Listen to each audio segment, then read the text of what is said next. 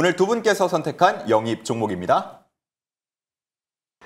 자, 남성팀에서는 HB솔루션을 가지고 왔고요. 저건 저희 종목이었는데. 예, 뭐 설명은 잠시 후에 드릴게요. 네, 저희 여성팀에서는 테크윙을 가지고 왔습니다. 네, 좀 낯익은 종목명이죠. 최영지 대표의 종목입니다. 그렇습니다. 이미 여성팀에 지금 포함이 돼 있는 종목인데 오늘 오후에 김민성 매니저에게 긴급히 1대1 연락이 왔습니다. 네. 코치님, 오늘 상의 드릴 게 있습니다. 트레이드권을 한번 써봐도 되겠습니까? 드디어 이제 나오는군요, 트레이드권이. 그래서 저와 면밀한 상담을 좀 거친 후에 네. 예, 저희가 HB솔루션을 가져오기로 네, 이렇게 결정을 했고요. 자, 이렇게 되면은 이제 여성팀에서는 HB솔루션이 포트에서 빠지게 됩니다. 네. 그동안 기록했던 수익은 여성팀에 그대로 남겨둔 채 자, 이제 HB솔루션은 남성팀의 종목이 될 텐데요. 왜 탐내셨습니까?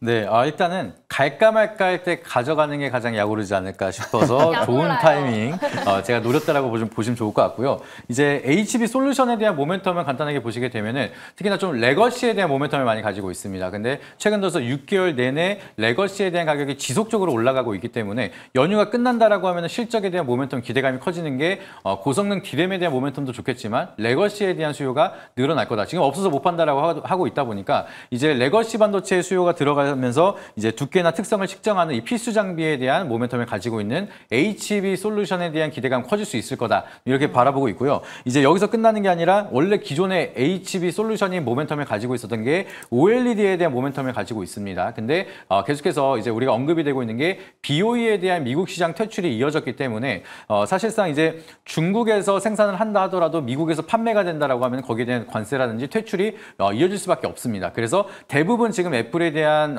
생산을 하고 있는 게 BOE가 중국에 대한 공장을 통해서 진행을 하고 있기 때문에 결국에는 가장 많이 판매가 되고 있는 애플에 대한 주된 판매처가 미국입니다. 그러면 미국에서 판매가 하는 거는 어려워지는 상황이기 때문에 여기에 반사적인 수혜를 따라서 국내 기업에 대한 모멘텀이 더욱더 커질 수가 있다 보니까 저는 가장 커다랗게 수혜를 보는 이제 성장주 HB솔루션에 대한 모멘텀이 굉장히 좋다라고 보고 있고요. 이제 차트 한번 보여주시게 되면은 지금 거래 대금이 막 늘어나기 시작을 하고 있습니다. 그리고 제가 아까도 말씀드렸던 것처럼 224일선 위에 안착을 하면은 하방이 굉장히 단단하게 지지를 받는 거고 그리고 거래 대금이 점차적으로 늘어나는 구간 앞전에 조정을 받았을 때랑 지금의 거래량이랑 어마무시한 차이가 나고 있습니다. 이게 무슨 뜻이냐면은 시장에 대한 관심도가 높아지고 있다. 아까도 말씀드렸던 것처럼 시장에 대한 트리거가 만들어진다라고 하면은 상승을 준비하고 있다라고 보시면 되겠습니다. 그래서 지금 구간에서 갈까 말까 고민을 하고 있을 때 제가 또 기가 막히게 트레이드권을 통해서 편입을 한다라고 하면은 연휴 이후에 좀 기대 수익률을 빠르게 가져갈 수가 있다라고 좀 판단이 되고 있어서 편입을 한다는 점 참고해 보시면 좋을 것 같습니다. 네, 좋습니다. HB솔루션 최영지 전문가가 앞서서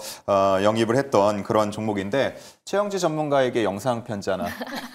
네, 많은 종목이 있었는데요. 예. 근데 악의적인 의견은 없고요. 이제 너무 좋은 종목을 가져오셔가지고 제가 가져오게 됐으니까 양해 부탁드리도록 하겠습니다. 명절을 앞두고 약 올리기 위해서 선택을 했다 이렇게 뭐 말씀을 해주셨는데 악의는 없었다 네. 뭐 이렇게 변명을 좀 하셨고요.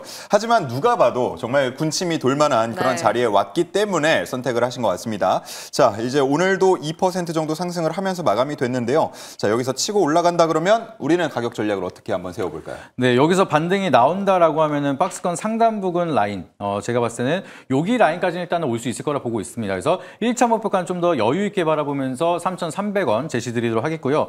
손절가 라인은 추세 이탈하는 2,350원, 박스 하단 부근으로 말씀드리도록 할 테니까 가격 전략 참고해 보시길 바라도록 하겠습니다. 네, 저희도 목표가 한번 달성해 보도록 하겠습니다. HB솔루션이었고요. 가격 전략 목표가 3,300원, 손절가 2,350원입니다.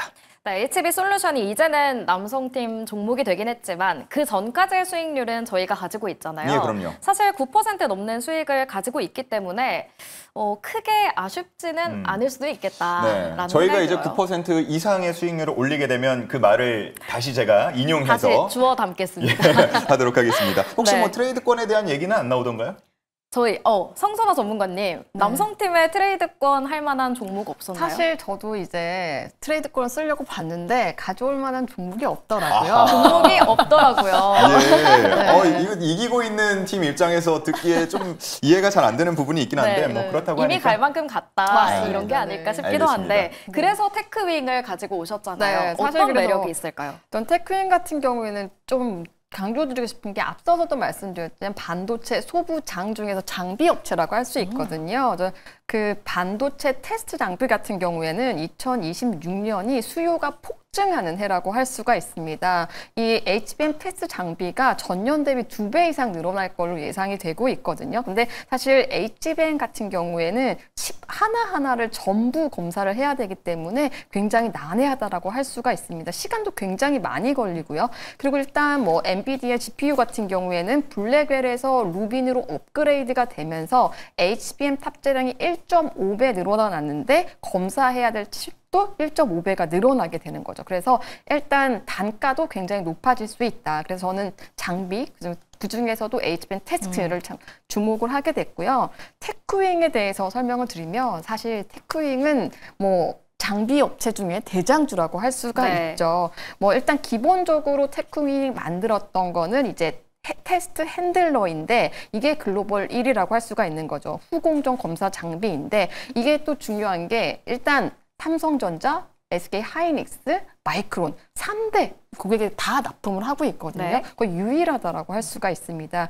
그리고 사실 제가 아까 말씀드린 기술 혁신, 여기를 강조했잖아요. 변곡점을 말씀드렸는데 그게 뭐냐면 큐브 프로버입니다. 이 큐브 프로 같은 경우에는 HBM 전용이거든요.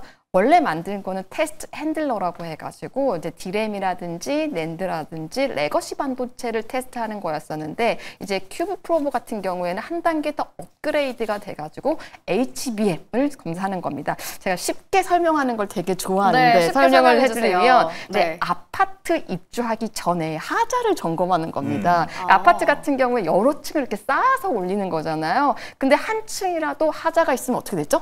아파트가 무너지겠죠? 무너지게 되는 거죠. 이 큐브 프로 같은 경우에는 HBM이 한 층 한 층 쌓아 올리는데 그걸 꼼꼼히 다 점검을 해서 하자가 없는지 검사를 하고 있기 때문에 굉장히 어려운 기술이라고 할 수가 있고요. 세계 최초로 상용화를 했습니다. 근데 최근에 주가가 제가 볼 때는 많이 안 갔습니다. 그 이유가 뭐냐면 일단 1분기에 다소 약했고요.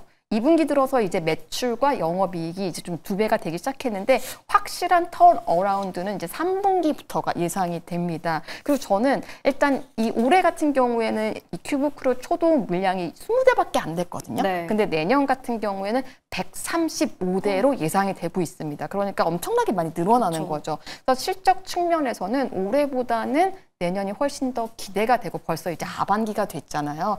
주가는 항상 선행해서 움직이기 때문에 저는 일단 2026년 내년을 준비한다라고 하면 반도체 소부장 중에서 역시나 테크윙이 대표주가 될 수 있을 것 같다라고 말씀을 드리고 싶고 차트를 한번 보여드릴게요. 네.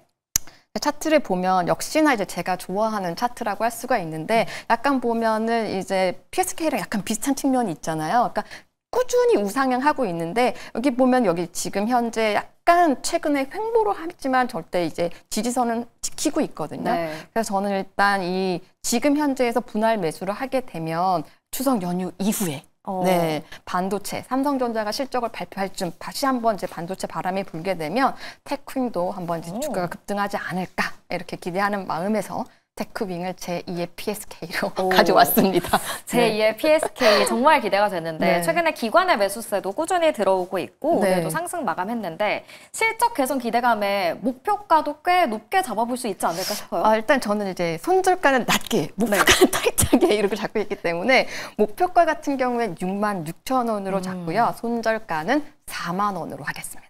네, 큐브 프로버가 기술 변곡점이 돼서 테크윙이 수혜를 받을 수 있을지 이 추석 연휴 이후를 바라보면 좋을 것 같습니다. 네.